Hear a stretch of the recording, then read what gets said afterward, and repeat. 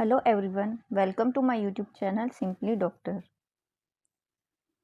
आगे बढ़ने से पहले आप मेरे इस चैनल को सब्सक्राइब कर दीजिए और बेल आइकन को दबा दीजिए ताकि आपको मेरे आने वाले वीडियो का नोटिफिकेशन मिल सके। अब हम बढ़ते हैं आज के टॉपिक की तरफ।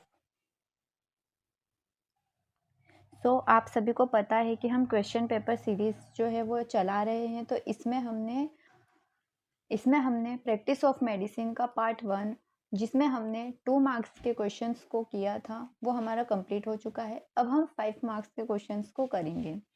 तो यहाँ पर हम 5 मार्क्स के 5 मार्क्स में भी टोटल 12 क्वेश्चन होते हैं, जिनमें से हमें 10 क्वेश्चन करना रहते हैं। यहाँ पर मैंने 6 क्वेश्चंस को डिस्क्राइब किया है इस वीडियो में। आगे के 6 क्वेश्चंस मैं आने वाली वीडियो में डिस्क्राइब करूँगी। हमारी जो यूनिवर्सिटी है उसका नाम है Madhya Pradesh medical science university Jabalpur. और मैं डिस्कस कर रही हूँ BHMS फाइनल ईयर का पेपर, जो कि जून 2023 का है। एंड सब्जेक्ट है प्रैक्टिस ऑफ मेडिसिन का पेपर 1। प्रैक्टिस ऑफ मेडिसिन के टोटल 2 पेपर होते हैं, उसमें से मैंने ये पहला पेपर लिया है, जिसको मैं विथ आंसर्स आपको डिस्क्राइब करूँगी। So let's begin today's video. Question number 2, short answers question, any 10, maximum 150 and 170 words. ये 10 क्वेश्चंस होते हैं और पर क्वेश्चन 5 मार्क्स का होता है। इसमें सिस्टिक फाइब्रोसिस से लेकर मैं आपको डिस्कस करूंगी अल्कोहलिक लिवर डिसीज तक। तो हम डिस्कस करते हैं फर्स्ट क्वेश्चन, जो कि है सिस्टिक फाइब्रोसिस। इसकी डेफिनेशन देखते हैं क्या होता है। It is a multi systemic disorder characterised by recurrent lower respiratory tract infection, pancreatic insufficiency, high sweat chloride and male infertility, और it is multi systemic autosomal recessive disorder of exocrine gland. तो ये क्या होता है, हमारी body में जो भी एक्सोक्राइन ग्लैंड्स होती है उसका डिसऑर्डर है ये। और ये किस तरह का डिसऑर्डर है, मल्टी सिस्टेमिक है, यानी कि इसमें बहुत सारे सिस्टम की एक्सोक्राइन ग्लैंड क्या होती है, इन्वॉल्व होती हैं। एंड ये ऑटोसोमल रेसेसिव डिसऑर्डर है। ऑटोसोमल रेसेसिव डिसऑर्डर का मतलब होता है, हमें पता है कि हमारी बॉडी में टोटल 23 पेयर्स ऑफ क्रोमोसोम होती है, जिसमें 22 ऑटोसोम होता है और 1 क्या होता है, सेक्स लिंक क्रोमोसोम होता है। तो जो ऑटोसोम होते हैं उसमें कुछ म्यूटेशन हो जाता है, जिसकी वजह से सिस्टिक फाइब्रोसिस डिसीज होती है। इसमें बहुत सारे सिस्टम क्या होते हैं, इन्वॉल्व होते हैं, अफेक्ट होते हैं, इसीलिए इसको मल्टी सिस्टेमिक डिसऑर्डर कहा गया है। यहाँ पर कुछ एग्जाम्पल दिया है, लाइक लोअर रेस्पिरेटरी ट्रैक्ट इसमें क्या होती है, इन्वॉल्व होती हैं। पेनक्रियाज इसमें इन्वॉल्व होता है, हमारी स्वीट ग्लैंड्स जो है वो इसमें इन्वॉल्व होती हैं। और इसमें क्या हो सकता है, मेल इनफर्टिलिटी भी हो सकती है। इसकी एटियोलॉजी देखते हैं हम।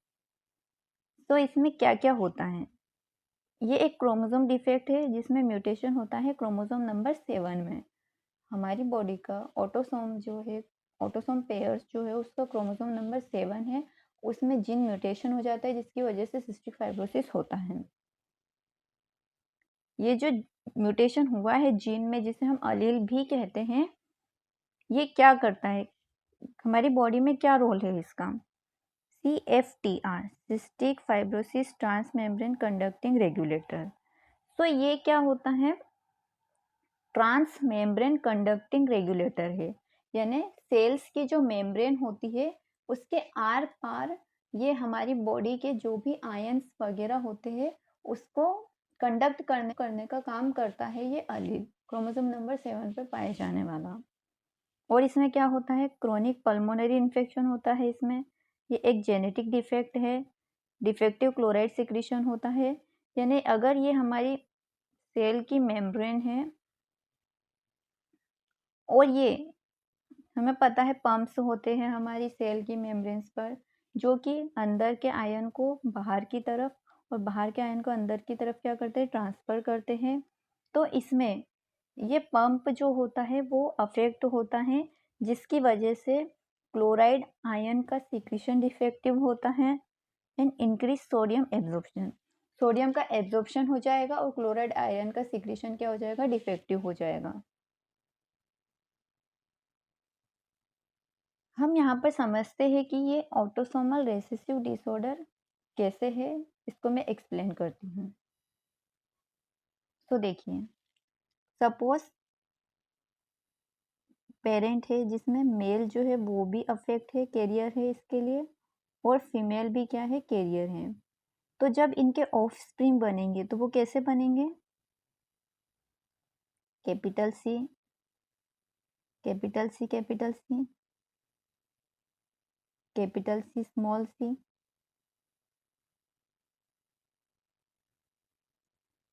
Small C, capital C, and small C, small C. तो यहाँ पर 25% चांस होंगे कि जो ऑफ स्प्रिंग है वो उसमें कोई बीमारी ना हो, सिस्टिक फाइब्रोसिस जैसी। 50% चांस होंगे कि जो ऑफ स्प्रिंग है वो क्या हो, कैरियर हो इस बीमारी के लिए। एंड 25% चांस होंगे कि जो ऑफ स्प्रिंग है उसमें सिस्टिक फाइब्रोसिस डिजीज होगी। यहाँ हम इसको डायग्राम से समझते हैं कि जो फादर है वो भी क्या है, कैरियर है, एंड मदर भी क्या है, कैरियर है।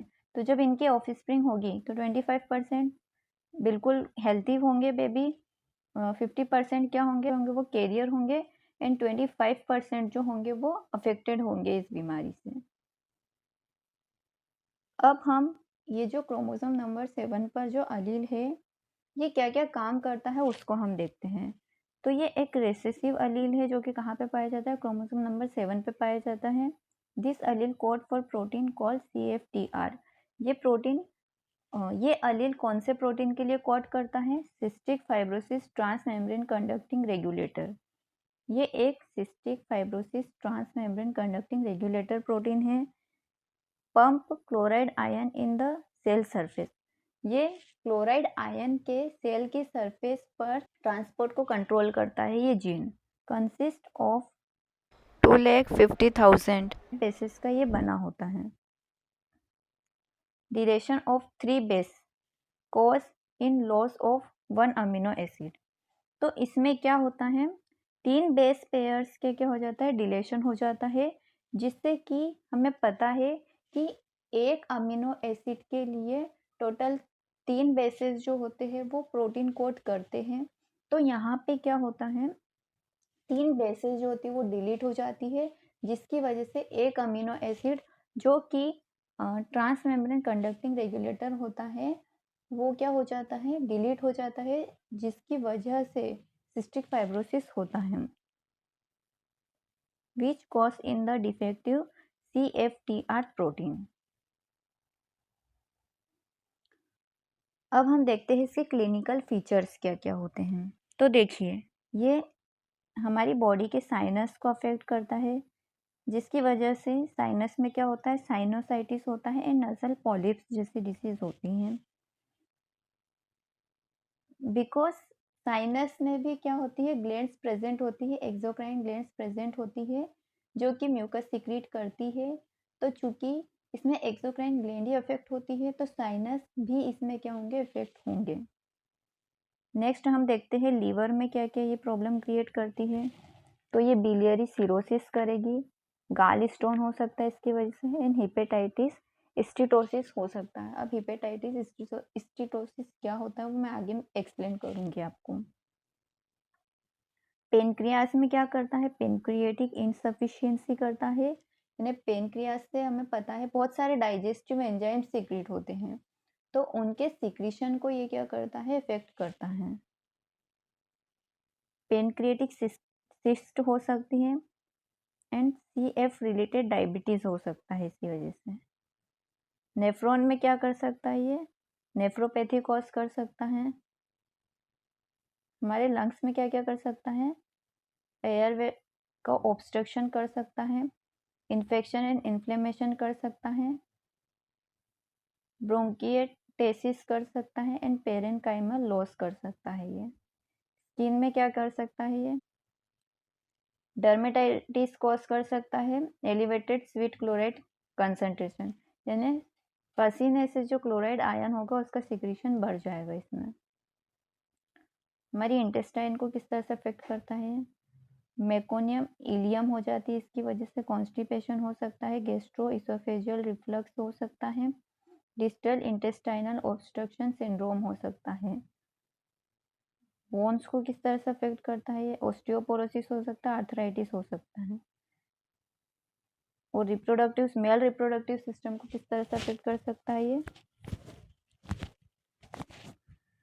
Congenital bilateral absence of the was difference. तो जो दोनों तरफ की वॉस डिफरेंस होती है वो बचपन से ही एब्सेंट हो सकती है सिस्टिक फाइब्रोसिस की वजह से। हम यहाँ पे इसको समझने की कोशिश करते हैं, क्योंकि ये एक ट्रांस मेम्ब्रेन रेगुलेटर जीन में प्रॉब्लम की वजह से होता है। तो वो कैसे होता है हम देखते हैं। देखिए, ये है नॉर्मल। जब CFTR जो अलील है उसमें कोई म्यूटेशन नहीं हुआ है, इसमें क्या होता है, क्लोराइड आयन का सेल से बाहर नॉर्मली सिक्रीशन होता है एंड सोडियम का क्या होता है, एब्जॉर्प्शन होता है अंदर। तो इस तरह से बैलेंस बना रहता है। बट और इसमें क्या होता है, म्यूकस नॉर्मल होता है।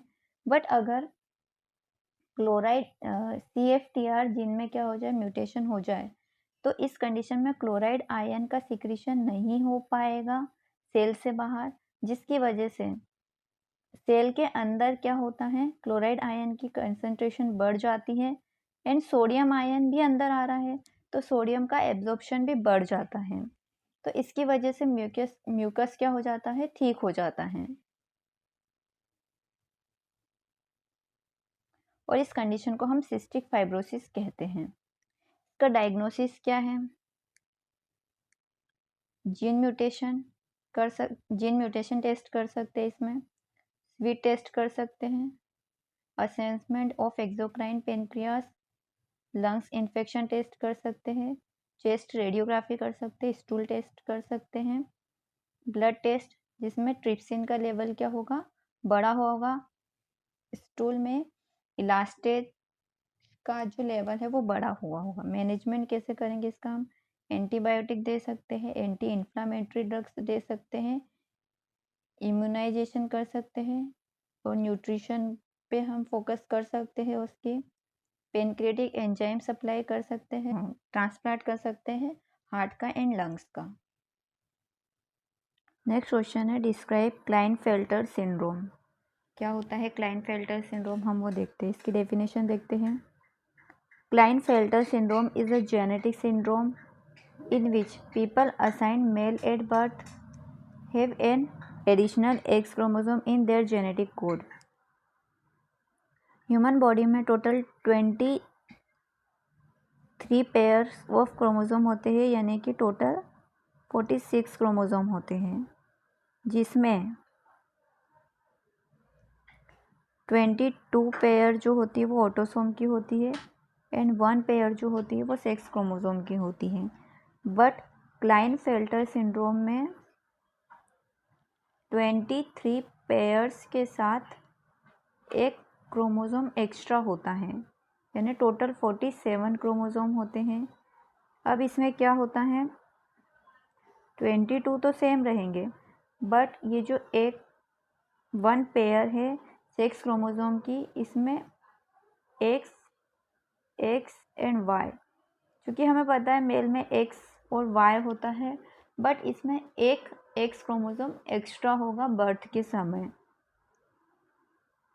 लिखा most male people have 46 chromosome, this include 1 copy of X chromosome and 1 copy of Y chromosome, 46 and XY.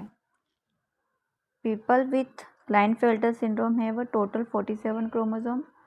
47 जो होते हैं उसमें XY क्या होता है, इनका जेनेटिक कोड होता है। Physical Klinefelter syndrome symptoms, physically क्या क्या चेंजेस आते हैं क्लाइनफेल्टर सिंड्रोम वाले मैन में। सो देखते हैं हम, स्मॉलर पेनिस, उसका जो पेनिस होता है वो स्मॉल होता है। अनडिस्केंडेड टेस्टिकल्स, उसके टेस्टिकल्स जो होते हैं वो एब्डोमेन में ही होते हैं, बाहर स्क्रोटम में नहीं आ पाते हैं, जिसे अनडिस्केंडेड टेस्टिस कहते हैं। A typical body proportion, like being really tall और हैविंग लॉन्ग लेग्स और अ शॉर्ट ट्रंक। यानी जो मैन होता है वो यूजुअली ज़्यादा लंबा होता है, उसके लेग्स जो होते हैं वो ज़्यादा लंबे होते हैं एज़ कम्पेयर टू उसके ट्रंक के। फ्लैट फीट, उसके फीट जो होते हैं वो फ्लैट होते हैं बिल्कुल। रेडियो अल्नर सिनोस्टोसिस होता है when there's an abnormal connections between the two main bone in the your forearm। यानी जो फोर आर्म में रेडियो और अल्ना बोन होती है उसके बीच में एबनॉर्मल कनेक्शंस प्रेजेंट होता है क्लाइनफेल्टर सिंड्रोम वाले पर्सन में। कोऑर्डिनेशन इशू, यानी वो इजीली कोऑर्डिनेट नहीं कर पाता है। टेस्टिकुलर फेलियर, इट मीन्स उसके टेस्टिकल्स इनफ मात्रा में टेस्टोस्टेरोन स्पर्म को प्रोड्यूस नहीं कर पाते हैं। इंक्रीज्ड ब्रेस्ट टिश्यू, जिसे गायनेकोमेस्ट्रिया कहते हैं, इन टीन और एडल्ट ईयर। जब वो एडल्ट होता है तो उसके ब्रेस्ट टिश्यूज जो होते हैं वो डेवलप हो जाते हैं बिकॉज उसमें एक एक्स क्रोमोसोम एक्स्ट्रा है, तो इसकी वजह से उसमें फीमेल्स लाइक सिम्टम्स दिखाई देते हैं जिसे कहते हैं gynaecomastia. Increase risk for blood clot, ऐसे लोगों के ब्लड में ब्लड क्लॉट के चांसेस ज़्यादा होते हैं। वीकर बोन्स और higher risk of fractures, Klinefelter syndrome वाले मैन की बोन्स जो होती है वो वीक होती हैं और उसमें फ्रैक्चर के चांसेस ज़्यादा होते हैं। कॉल्ड एदर ओस्टियोपेनिया और ओस्टियोपोरोसिस एज एन एडल्ट। तो एडल्ट में क्या क्या हो सकता है? ओस्टियोपेनिया हो सकता है, ओस्टियोपोरोसिस हो सकता है।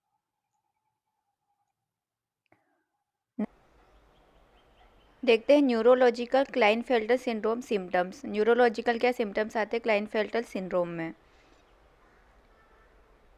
सो डिप्रेशन में जा सकता है पर्सन, एंजाइटी हो सकती है उसको, सोशल इमोशनल और बिहेवियर इश्यूज हो सकते हैं, इम्पल्सिव बिहेवियर हो सकता है,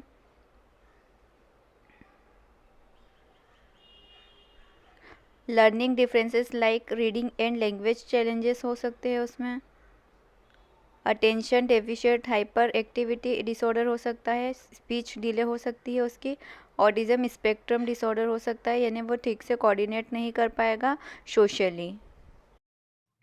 नेक्स्ट क्वेश्चन देखते हैं, लोअर जीआई ब्लीडिंग क्या होता है ये देखते हैं हम। Any bleeding that occurs distal to the ligament of Treitz is lower GI bleeding. So हमारे GI system, gastro intestinal system में जो ब्लीडिंग होती है उसको दो भाग में डिवाइड किया गया है। जो लिगामेंट ऑफ टेट्स से ऊपर होती है उसे अपर जीआई ब्लीडिंग कहते हैं और जो लिगामेंट ऑफ टेट्स से नीचे होती है उसे लोअर जीआई ब्लीडिंग कहते हैं। तो यहाँ पर हमें लोअर जीआई ब्लीडिंग को समझना है कि वो क्या होती है। तो हम देखते हैं कि लिगामेंट ऑफ टेट्स क्या होता है। देखिए, ये है लिगामेंट ऑफ टेट्स जो कि है ड्यूडनम और ये है जेजनम। तो ड्यूडनम और जेजनम के बीच में ये प्रेजेंट होता है लिगामेंट्स ऑफ टेट्स। तो इससे ऊपर वाली जो ब्लीडिंग होती है इसे कहते हैं अपर जीआई ब्लीडिंग और इससे नीचे वाली ब्लीडिंग जो होती है जेजनम, इसमें इंक्लूड होता है जेजनम, इलियम, लार्ज इंटेस्टाइन, रेक्टम और बाकी के जो नीचे के भाग होते हैं वो इसमें इंक्लूड होते हैं लोअर जीआई ब्लीडिंग में।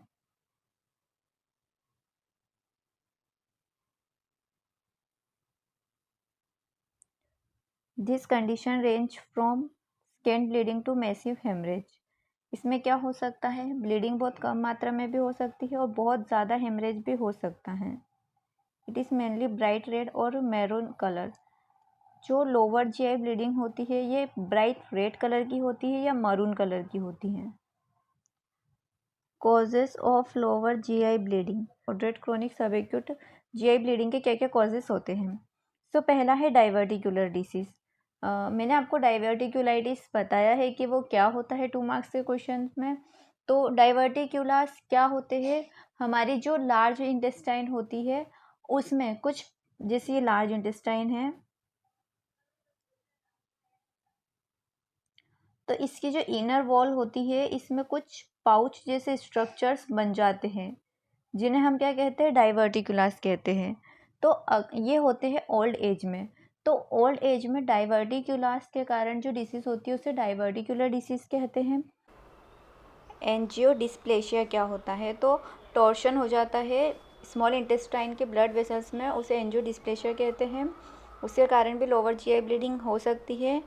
नेक्स्ट है इस्चेमिया, इस्चेमिया के कारण भी लोअर जीआई ब्लीडिंग हो सकती है। एंड मैकल्स डाइवर्टिकुलम भी कॉज कर सकता है लोअर जीआई ब्लीडिंग को। मॉडरेट क्रोनिक सब एक्यूट जीआई ब्लीडिंग के कॉजेज देखते हैं हम। एनल डिसीज लाइक फिशर और हेमरोइड्स, फिशर एंड हेमरोइड्स के कारण भी जीआई ब्लीडिंग होती है।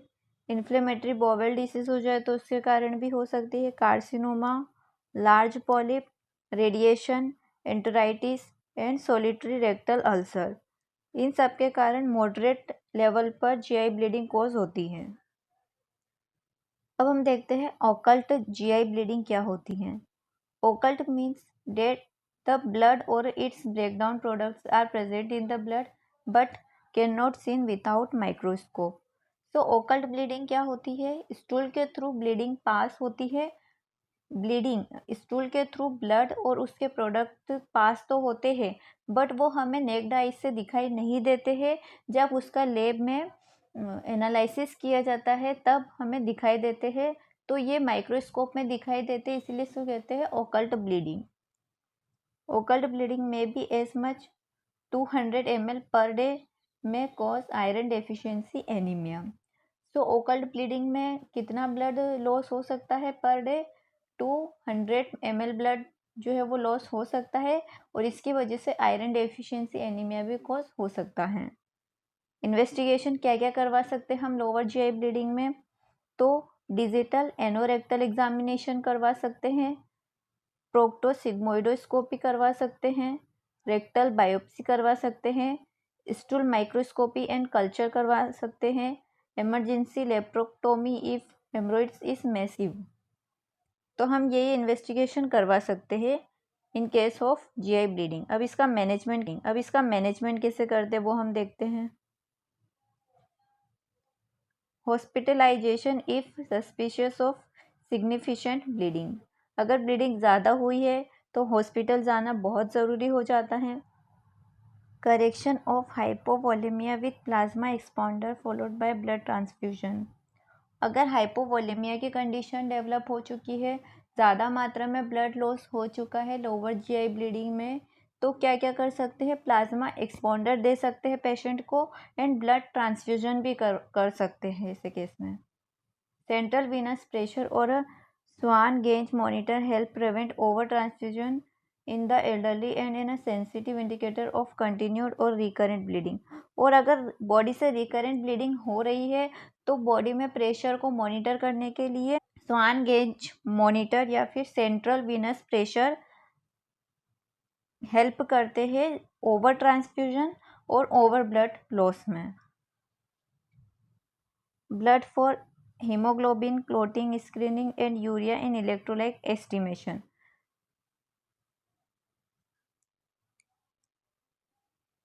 नेक्स्ट क्वेश्चन देखते हैं, what is important of ABG in case of respiratory failure. तो ABG का क्या रोल होता है रेस्पिरेटरी फेल्योर में, हम वो देखते हैं। ABG जो है वो शॉर्ट फॉर्म है आर्टेरियल ब्लड गैस एनालिसिस का। तो क्या होता है ये डेफिनेशन देखते हैं इसकी।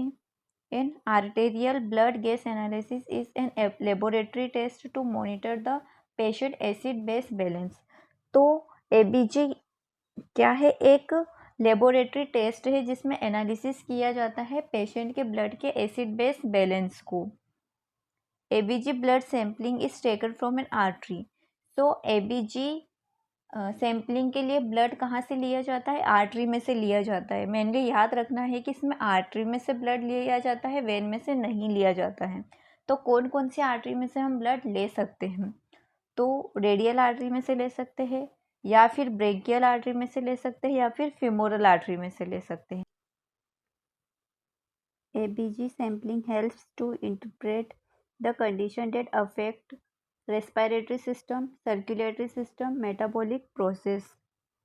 तो ABG सैम्पलिंग हमें किस चीज़ में मदद करती है। तो एबीजी सैम्पलिंग से रेस्पिरेटरी सिस्टम में कोई प्रॉब्लम तो नहीं है वो पता चलता है, सर्कुलेटरी सिस्टम में कोई प्रॉब्लम तो नहीं है वो पता चलता है, मेटाबॉलिक प्रोसेस ठीक से हो रही है या नहीं ये भी हमें एबीजी एनालिसिस से पता चलता है। तो एबीजी एनालिसिस में हम किस किस को देखते हैं, हम पीएच को देखते हैं, हम पार्शियल प्रेशर ऑफ CO2 देखते हैं, बाइकार्बोनेट्स देखते हैं, ये 3 मेन हैं। बाकी हम partial pressure of oxygen and oxygen saturation को भी इसमें एनालिसिस करते हैं। तो normal value in arterial blood gas analysis में नॉर्मल वैल्यू क्या क्या होती है, तो पीएच की नॉर्मल वैल्यू होती है 7.35 टू 7.45।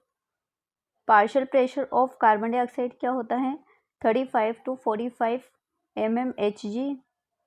ये जो है पार्शियल प्रेशर ऑफ CO2 या रेस्पिरेटरी डिटर्मिनेंट्स है। एंड बाइकार्बोनेट कितना होता है 22 to 26 milliequivalent per litre, ये मेटाबॉलिक डिटर्मिनेंट्स है। यानी कि पार्शियल प्रेशर ऑफ CO2 में अगर कुछ अप डाउन हुआ तो इससे हमें रेस्पिरेशन का पता चलेगा कि रेस्पिरेशन में कोई प्रॉब्लम तो नहीं है। और अगर बाइकार्बोनेट्स में कुछ प्रॉब्लम आई, बाइकार्बोनेट्स का लेवल अप डाउन हुआ तो उससे हमें पता चलेगा कि मेटाबॉलिक प्रोसेस ठीक से हो रही है या नहीं हो रही है। नेक्स्ट है पार्शियल प्रेशर ऑफ ऑक्सीजन, तो वो कितना होना चाहिए नॉर्मल, तो वो होना चाहिए 80 टू 100 मिलीमीटर mg।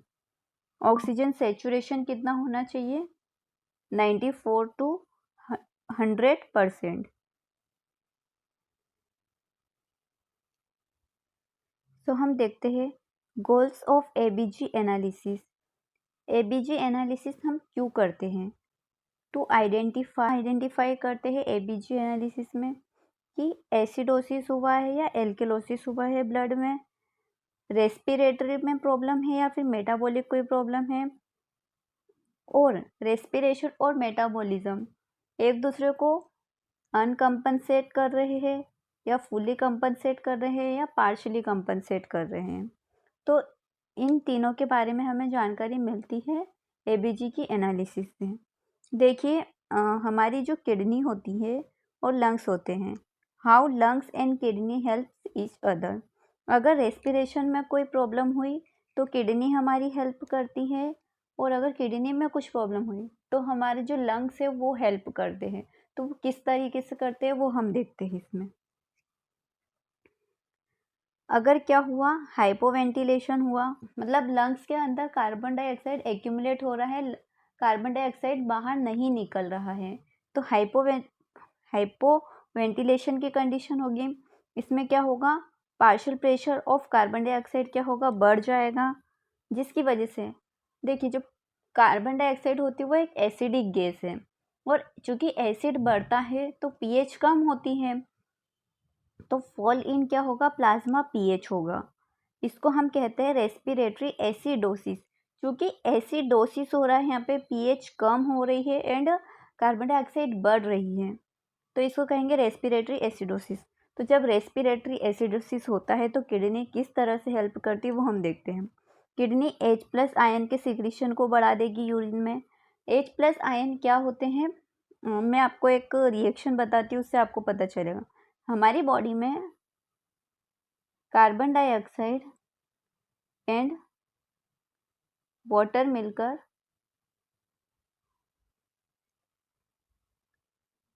एक कंपाउंड बनाते हैं।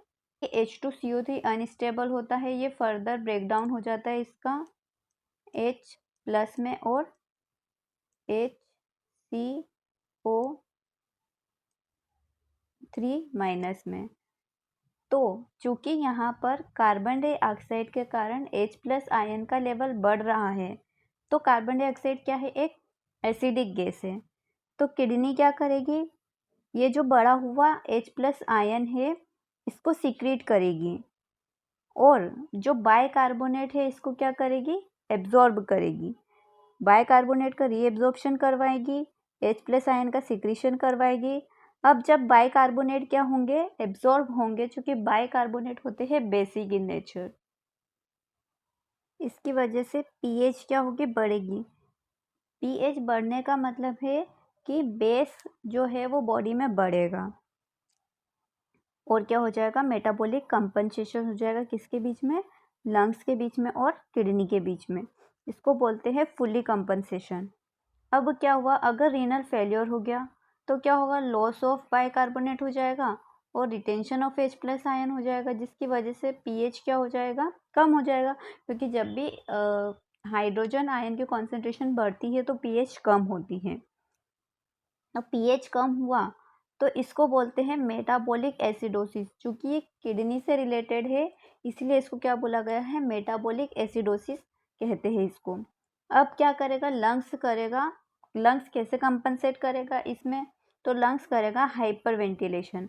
अब हाइपर वेंटिलेशन में क्या होगा, हाइपो वेंटिलेशन में कार्बन डाइऑक्साइड जो है वो लंग्स के अंदर स्टोर हो रहा था, but in hyper ventilation carbon dioxide क्या होगा, बॉडी से निकलेगा, है ना। तो decrease in partial pressure of carbon dioxide, carbon dioxide के पार्शियल प्रेशर में क्या हो जाएगी, कमी आ जाएगी, जिसकी वजह से फिर से क्या हो जाएगा, पीएच प्लाज्मा का बढ़ जाएगा और इसको कहते हैं रेस्पिरेटरी कंपनसेशन। तो जब भी हमारी बॉडी में एसिडोसिस या एल्केलोसिस होता है तो लंग्स एंड किडनी दोनों एक दूसरे की हेल्प करते हैं एंड एक दूसरे को कंपनसेट करते हैं। अब हम देखते हैं ROME method of ABG interpretation. ABG interpretation की एक और मेथड होती है जिसे रोम मेथड कहते हैं। अब रोम किसको इंडिकेट करता है वो हम देखते हैं। तो R for respiratory, O for opposite, M for metabolic and E for equal. तो इसमें हम देखते हैं क्या होता है, जब भी हमारे ब्लड में प्लाज्मा में partial pressure of carbon dioxide बढ़ता है तो पीएच कम होती है, जिसकी वजह से रेस्पिरेटरी एसिडोसिस होता है। और जब partial pressure of carbon dioxide कम होता है तो पीएच बढ़ती है, जिसकी वजह से रेस्पिरेटरी एल्केलोसिस होता है। एल्केलोसिस मतलब बेस बढ़ रहा है, बेस बढ़ता है तो पीएच बढ़ती है और पीएच बढ़ती है तो एसिड कम होता है। यहाँ देखेंगे बाइकार्बोनेट्स, तो बाइकार्बोनेट्स कम हो रहे हैं यानी कि पीएच क्या होगी, कम होगी, जिसे बोलते हैं मेटाबॉलिक एसिडोसिस। बाइकार्बोनेट जब भी आएगा तो हमें मेटाबॉलिक याद रखना है हमारे माइंड में, और जब भी कार्बन डाइऑक्साइड में कुछ चेंजेस आ रहा है तो हमें रेस्पिरेटरी याद रखना है। अब बाइकार्बोनेट आयन क्या हो रहे हैं, बढ़ रहे हैं तो पीएच क्या होगी, बढ़ेगी, जिसे हम बोलते हैं metabolic alkalosis.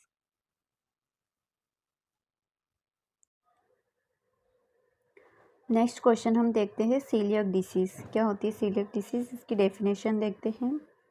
It is an inherited auto immune disorder of digestive system. It cause intolerance to food that contain gluten, a protein found in wheat, barley and rye. So coeliac disease क्या है, immune disorder है digestive system का, जिसमें food में पाए जाने वाले gluten के लिए इंटॉलरेंस हो जाता है।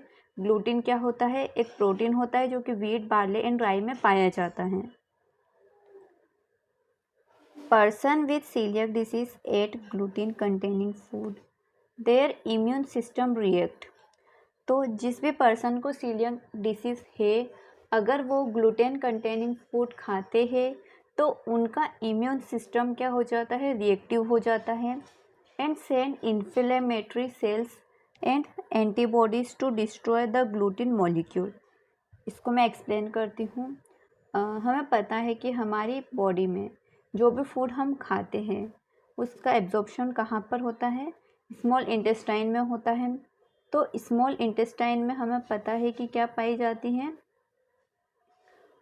विलाइस एंड माइक्रोविलाइस पाई जाती है, जो कि इसके सरफेस एरिया को बढ़ा देती है, जिससे कि सरफेस एरिया बढ़ जाता है तो एब्जॉर्प्शन की कैपेसिटी भी बढ़ जाती है इंटेस्टाइन की। तो ये क्या है, इंटेस्टाइन में पाए जाने वाले विलाइस एंड माइक्रोविलाइस है। जब भी ग्लूटीन, चूँकि ग्लूटीन भी कहाँ पे एब्जॉर्ब होना है, इंटेस्टाइन में ही एब्जॉर्ब होना है।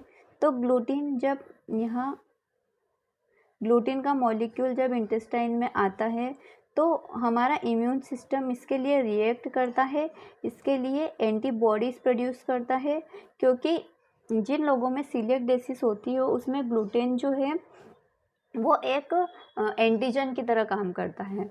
तो एंटीजन, इसको एंटीजन समझकर हमारी बॉडी की एंटीबॉडी क्या करती है, रिएक्ट करती है, और इन्फ्लेमेटरी सेल्स क्या करती है, प्रोड्यूस करती है एंटीबॉडीज, जो कि इस ग्लूटिन मॉलिक्यूल को क्या करता है, डिस्ट्रॉय करता है।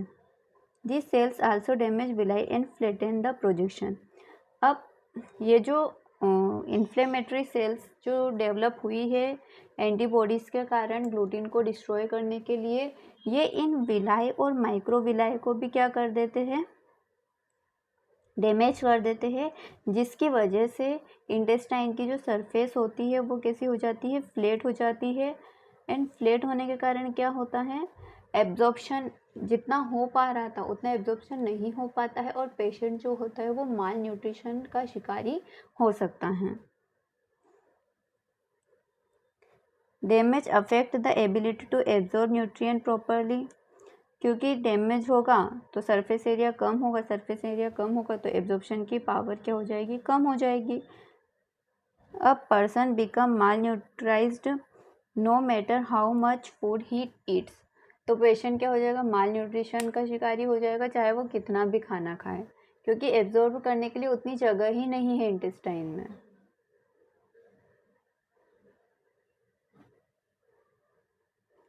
अब हम पैथोफिजियोलॉजी देखते हैं सीलियक डिसीज़ की। हम देखते हैं pathophysiology of coeliac disease. So क्या होता है, person with coeliac disease ate gluten, जिस पर्सन को सीलियक डिसीज़ है अगर वो ग्लूटीन कंटेनिंग फूड खाए तो trigger is gliadin component of gluten, तो ग्लूटीन के अंदर पाया जाने वाला ग्लाइडेन कंपोनेंट क्या होता है, ट्रिगर होता है। अब ये जो ग्लाइडेन है ये एक अमाइनो एसिड है, body not able to break down this amino acid at it normally should, तो हमारी बॉडी जो है ग्लाइडेन अमीनो एसिड को क्या नहीं कर पाती है, ब्रेक डाउन नहीं कर पाती है। Immune system is trigger and mistakenly consider unbroken amino acid as a foreign body in small intestine. और क्या होता है, स्मॉल इंटेस्टाइन में पाए जाने वाली जो हमारी इम्यून सिस्टम की सेल्स है, एंटीबॉडीज़ है, वो क्या होती है, एक्टिव हो जाती है। हमारा इम्यून सिस्टम क्या हो जाता है, एक्टिव हो जाता है, क्योंकि वो यह समझता है कि ये जो ग्लाइडेन कंपोनेंट है ये फॉरेन बॉडी है। सो प्रोडक्शन ऑफ एंटीबॉडीज़, कौन कौन सी एंटीबॉडी प्रोड्यूस होती हैं, IgA and EMA, IgA and anti endomysin antibodies produce होती है बॉडी में, cause inflammatory reaction in the mucosa of small intestine and damaging the villine. तो इसकी वजह से क्या होता है, इन्फ्लेमेटरी रिएक्शन, इन्फ्लेमेटरी सेल्स जो होती है वो प्रोड्यूस होती हैं स्मॉल इंटेस्टाइन के अंदर, और वो क्या करती हैं, ग्लाइडेन को फॉरेन बॉडी समझकर उस पर अटैक करती है। तो उसकी वजह से इंटेस्टाइन में पाए जाने वाली विलाई और माइक्रोविलाई भी क्या होती है, डैमेज होती हैं। एंड्रोसाइट भी डैमेज होती है। Damage affect ability to absorb nutrient properly and malabsorption का शिकारी हो जाता है जो भी पेशेंट है वो।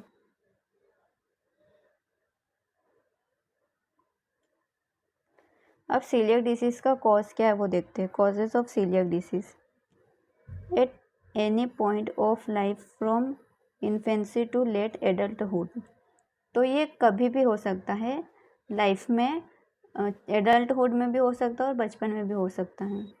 अबाउट 90% हैव जीन म्यूटेशन, 90% लोगों में किसके कारण होता है, ये जीन के म्यूटेशन के कारण होता है।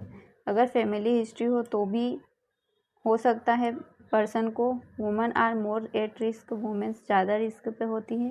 People with coeliac disease tend to have other autoimmune disease such as type 1 diabetes, यानी जिन लोगों में सीलियक डिसीज़ होती है उनमें और भी ऑटो इम्यून डिसीज होने के चांसेस रहते हैं, लाइक टाइप 1 डायबिटीज़, यहाँ पे डायबिटीज़ आएगा, rheumatoid arthritis, systemic lupus erythematosus, Addison's disease and chromosomal disorder भी हो सकते हैं, like Down syndrome and Turner syndrome. अब इसके साइंस और सिम्टम्स क्या होते हैं वो देखते हैं। तो GIT पर क्या सिम्टम्स होते हैं इसके वो देखते हैं हम। स्टमक में पेन होगा अगर सीलियक डिसीज़ होगी तो, एब्डोमेन ब्लोटिंग होगी, गैस हो सकती है, वॉमिटिंग हो सकता है, कॉन्स्टिपेशन एंड डायरिया हो सकता है, पेल फाउल स्मेल, स्टूल की हो सकती है, लैक्टेशन इंटॉलरेंस हो सकता है, आयरन डेफिशिएंसी एनीमिया हो सकता है, माल न्यूट्रिशन हो सकता है जिसकी वजह से अनइंटेंडेड वेट लॉस हो सकता है, डर्मेटाइटिस हर्पेटिफॉर्मिस हो सकता है जिसे ग्लूटिन रेसिस या सीलियक रेसिस भी कहते हैं।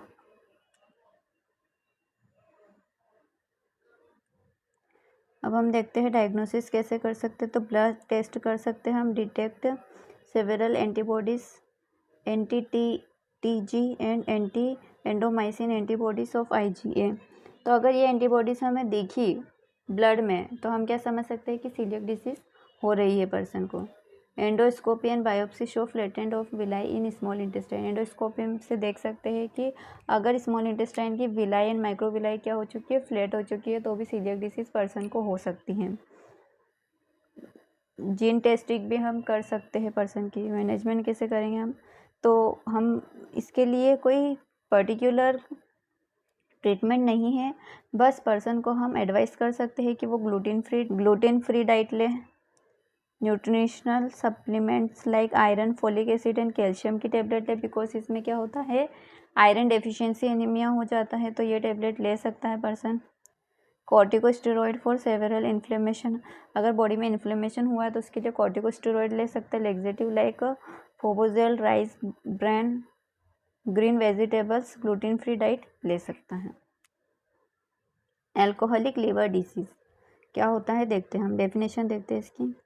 Alcoholic liver disease is a group of structural and functional changes in the liver resulting from excessive alcohol consumption.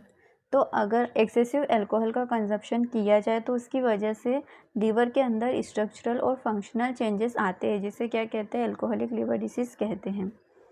The severity and progression rate of liver injury depend on the amount of alcohol consumed and duration of excessive drinking. तो severity जो होती है alcoholic liver disease की, वो किस पे depend होती है कि आपने कितनी अमाउंट में अल्कोहल लिया है और कितनी ड्यूरेशन तक अल्कोहल को लिया है। एटियोलॉजी एंड रिस्क फैक्टर्स हम देखते हैं इसके। Most important risk factor duration and quantity of alcohol intake, कितनी ड्यूरेशन से लिया है और कितनी क्वांटिटी में लिया है, ये सबसे इम्पोर्टेंट रिस्क फैक्टर है एल्कोहलिक लिवर डिसीज़ के लिए। In man 40 to 80 gram of ethanol produce fatty liver. अगर एक मैन है वो 40 से 80 ग्राम एथेनॉल का कंजप्शन करता है डेली, तो उसको क्या फैटी लिवर होने के चांसेस होते हैं। 160 ग्राम पर डे प्रोड्यूस हेपेटाइटिस, और अगर 160 ग्राम पर डे ले रहा है तो उसको हेपेटाइटिस हो सकता है और लिवर सिरोसिस हो सकता है। Only 50% of alcoholic develop alcoholic liver disease. केवल कुछ, इसके ज़्यादा रेशियो नहीं है, केवल 50% लोगों में ही एल्कोहलिक लिवर डिसीज़ हो सकती हैं। Woman increased susceptibility to alcoholic liver, women's ज़्यादा ससेप्टिबल होती हैं एल्कोहलिक लिवर डिसीज़ के लिए अगर वो 20 ग्राम पर डे भी ले, 2 ड्रिंक पर डे भी ले, तो वो 2 drink per day is safe. Hepatitis C, अगर कोई पर्सन को HCV का इन्फेक्शन है तो उसको भी एल्कोहलिक लिवर डिसीज़ होने के चांसेस हो सकते हैं। जेनेटिक अगर उसके पेरेंट्स को है तो उसको भी हो सकता है, फैटी लिवर है तो भी एल्कोहलिक लिवर डिसीज़ हो सकती हैं। इसके क्लिनिकल सिम्टम्स हम देखते हैं तो अर्ली स्टेज में क्या हो सकता है, नोशिया हो सकता है, पेन इन एब्डोमेन हो सकता है, वेट लॉस हो सकता है, फटीग हो सकता है एंड लॉस ऑफ एनर्जी हो सकता है in early stage. In advance stage क्या हो सकता है, हेपेटोमेगेली हो सकता है, oedema, jaundice, redness on palm of hand and pale और अ क्ले कलर्ड स्टोन। अब हम इसकी पैथोजेनेसिस देखते हैं। Pathogenesis consist 3 major lesions.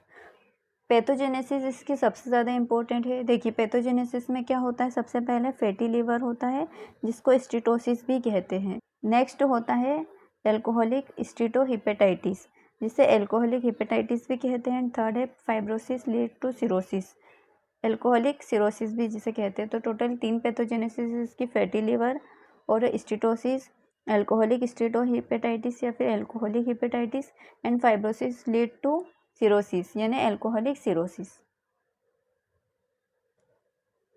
यहाँ हम देखते हैं ये हेल्थी लीवर है, इसमें क्या हुआ, deposition of fat cause liver enlargement. तो फैट का डिपोजिशन हो जाता है तो इसको फैटी लीवर कहते हैं और इसकी वजह से क्या होता है, लीवर का साइज बढ़ जाता है। लीवर फाइब्रोसिस हो जाता है फिर, जिसमें क्या होता है, स्कार टिश्यू फॉर्म, मोर लीवर सेल इंजरी ऑक्योर्स। तो जब भी लीवर फाइब्रोसिस होता है तो लीवर की ज़्यादा से ज़्यादा सेल क्या हो जाती हैं, इंजर हो जाती हैं। सिरोसिस में क्या होता है, scar tissue make liver hard and unable to work properly. तो टोटल कितनी स्टेप्स हैं इसकी 3। सबसे पहला है फैटी लीवर, जिसमें क्या होता है, फैट के डिपोजिशन के कारण लीवर का इनलार्जमेंट हो जाता है, लीवर फाइब्रोसिस। इसमें क्या होता है, स्कार टिश्यू फॉर्मेशन होता है। एंड नेक्स्ट है सिरोसिस। सिरोसिस में क्या होता है, लीवर ज़्यादा हार्ड हो जाता है और वर्क प्रॉपरली नहीं कर पाता है। अब हम देखते हैं कि फैटी लीवर होता क्यों है, क्या कारण है फैटी लीवर का, जिसको स्टीटोसिस कहते हैं। कि हिपेटोसाइट जो होती है उसमें फैट का एक्यूमुलेशन कैसे होता है। तो देखिए क्या है, पर्सन ने अल्कोहल का कंजप्शन किया तो अल्कोहल हमारी बॉडी में 2 तरह से रिएक्ट कर सकता है। अल्कोहल का एसिटाल्डिहाइड में क्या होता है, डिकम्पोजिशन होता है अल्कोहलिक डिहाइड्रोजिनेस एंजाइम की मदद से, और इसमें NAD यूज़ होता है और NADH भी फॉर्म होता है। अब एसिटाल्डिहाइड फर्दर किस में मेटाबोलाइज होता है, एसिटिक एसिड में। यहाँ पर कौन से एंजाइम की ज़रूरत होती है, एसिटाल्डिहाइड डिहाइड्रोजिनेस की। एंड इसमें भी क्या लगता है, एक NAD लगता है और NADH प्रोड्यूस होता है। तो क्या होता है इस प्रोसेस में, NAD की तो क्वांटिटी कम हो रही है बॉडी में और NADH की क्या हो रही है, बढ़ रही है। कहाँ पर, हिपेटोसाइट में। तो ये क्या होता है, NADH क्या करता है हमारी बॉडी में, suppression of fatty acid oxidation. चूँकि फैटी एसिड के ऑक्सीडेशन के लिए NAD की आवश्यकता होती है, परंतु यहाँ पर अल्कोहल के मेटाबॉलिज्म में NAD यूज़ हो गए, तो अब यहाँ पर NAD नहीं होंगे तो क्या होगा, फैटी एसिड का ऑक्सीडेशन नहीं हो पाएगा, जिसकी वजह से फैटी एसिड सिंथेसिस बढ़ जाएगा and impaired lipoprotein assembly and secretion. और लाइपोप्रोटीन की असेंबली और उसका सिक्रीशन क्या हो जाएगा, इम्पेयर हो जाएगा, जिसकी वजह से क्या होगा, accumulation of fat in hepatocyte. Fat का डिपोजिशन हो जाएगा कहाँ पर, हिपेटोसाइट में, जिसे बोलते हैं steatosis.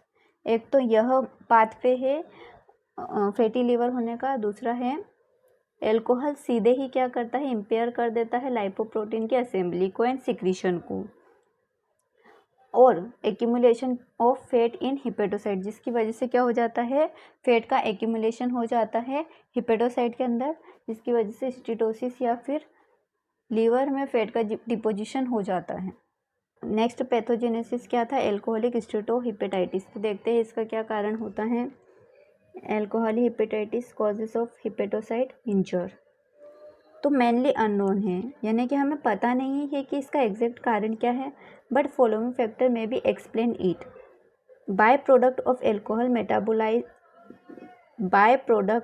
Alcohol metabolism acetaldehyde cause. देखिए जो एल्कोहल के मेटाबॉलिज्म का जो बाय प्रोडक्ट होता है एसिटाल्डिहाइड, वो क्या करता है, पर ऑक्सीडेशन करता है किसका, लिपिड का, जिसकी वजह से formation of acetaldehyde protein adduct, जिसकी वजह से किसका फॉर्मेशन होता है, एसिटाल्डिहाइड प्रोटीन एडक्ट का फॉर्मेशन होता है। अब ये जो एसिटाल्डिहाइड प्रोटीन एडक्ट है ये डिस्टर्ब कर देते हैं साइटोस्केलेटन को एंड मेम्ब्रेन के फंक्शन को।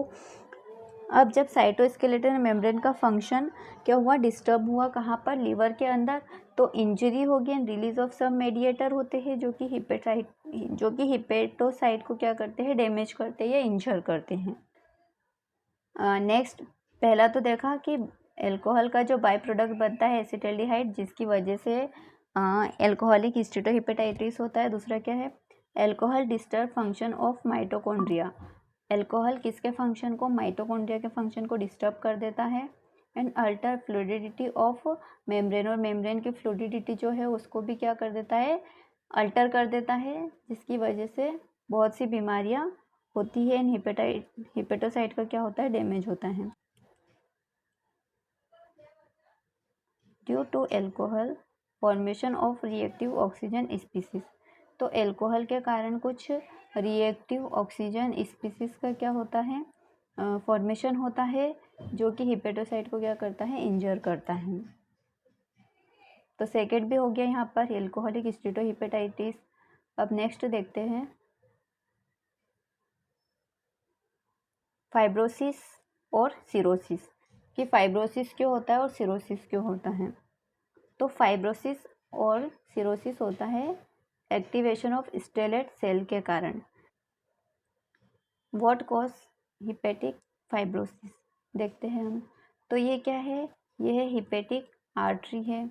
इसमें जो अंदर की तरफ है वो कूफर सेल्स प्रेजेंट होती है और बाहर की तरफ स्टेलेट सेल प्रेजेंट होती है।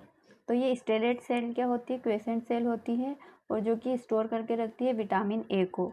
बट जब क्या होता है, inflammation of hepatocyte Kupffer cells and endothelial cells, जब Kupffer cells, hepatocytes and endothelial cells में क्या होता है, इन्फ्लेमेशन होता है, तो रिलीज होता है साइटोकाइनेस एंड कीमोकाइनेस TGF बीटा। तो किसका फॉर्मेशन होता है, TGF बीटा का फॉर्मेशन होता है, जो कि किसको एक्टिवेट करता है, स्टेलेट सेल को। और ये स्टेलेट सेल क्या करती है, ट्रांसफॉर्म इनटू फाइब्रिनोजन सेल्स। ये जो स्टेलेट सेल है वो किस में ट्रांसफॉर्म हो जाती है, फाइब्रोजेनिक सेल में कन्वर्ट हो जाती है, और क्या कॉज करती है, फाइब्रोसिस कॉज करती है, जिसमें क्या होता है, deposition of type first and type third collagen in lobule. Lobule में type first and type third collagen का क्या हो जाता है, डिपोजिशन हो जाता है। अब एल्कोहलिक लिवर डिसीज का मैनेजमेंट कैसे करते हैं वो हम देखते हैं। सम प्रिकॉशंस, लेस और stop alcohol consumption, eating healthy diet. तो हम क्या कर सकते हैं, पेशेंट को कह सकते हैं कि भाई एल्कोहल का कंजप्शन आप कम की, हम पेशेंट को कह सकते हैं कि आप एल्कोहल का कंजप्शन कम कीजिए या बिल्कुल बंद कर दीजिए और हेल्थी डाइट की तरफ फॉरवर्ड होइए। Diuretics to get right to fluid buildup, vitamin K to prevent GI haemorrhage and antibody to prevent infection. So this is all about today's video. If you like my videos, so like, share and subscribe to my channel. और आप मुझे comment section में बताइए कि next topic में कौन सा लूँ। Thank you.